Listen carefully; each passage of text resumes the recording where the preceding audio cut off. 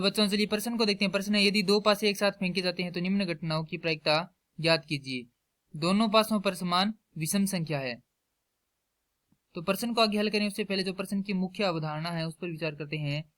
तो इस प्रश्न के लिए जो मुख्य अवधारणा है वह हो जाएगी प्रायिकता का सूत्र, अर्थात हम यहाँ पर यह देखेंगे प्रायिकता का सूत्र क्या होता है। तो प्रायिकता बराबर होता है अनुकूल परिणाम बटा कुल परिणाम। अब हमें दिया गया यदि दो पासे एक साथ फेंके जाते हैं तो यहाँ पर लिखेंगे दो पासों को फेंकने पर कुल परिणाम बराबर आएंगे 36।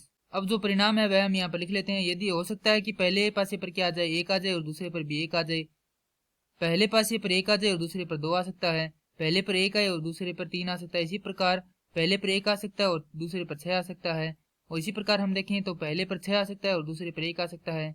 और जो अंतिम परिणाम है वह यह हो सकता है कि दोनों ही पासों पर क्या आ सकता है, 6 आ सकता है। इनके मध्य भी हमारे पास क्या होते हैं, कुल 36 परिणाम होते हैं।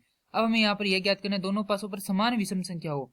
तो जैसा कि हम जानते हैं कि विषम संख्या कौन सी होती है, विषम संख्या होती है 1, 3, 5 और 7, परंतु हमारे पास यहाँ पर कितनी तक है, 6 तक ही है, तो 1, 3 और 5 होगी। तो हम यहाँ पर यह देखेंगे समान विषम संख्या यानी दोनों पर क्या है, एक जैसी है, अर्थात यहाँ पर लिखेंगे अनुकूल परिणाम। यहाँ पर लिखेंगे दोनों पासों को या दोनों पासों पर समान विषम संख्या के लिए अनुकूल परिणाम बराबर। तो दोनों पर समान विषम संख्या तो हो सकता है कि यहाँ पर 1, 1 आ जाए, हो सकता है कि 3, 3 आ जाए और हो सकता है 5, 5 आ जाए। तो हमारे पास अनुकूल परिणाम है कुल 3। तो यहाँ पर हम जानते हैं कि जो प्रायिकता है पी बराबर किसकी होती है, अनुकूल परिणाम बटा कुल परिणाम के। तो ये काटेंगे 3 से तो ये कटेगा 1/12 बार। तो हमारे पास जो प्रायिकता है वह आ जाएगी 1/12, अर्थात दोनों पासों पर समान विषम संख्याओं के लिए हमारे पास प्रायिकता है 1/12। मैं आशा करता हूँ कि यह प्रश्न आपको समझ में आया होगा। धन्यवाद।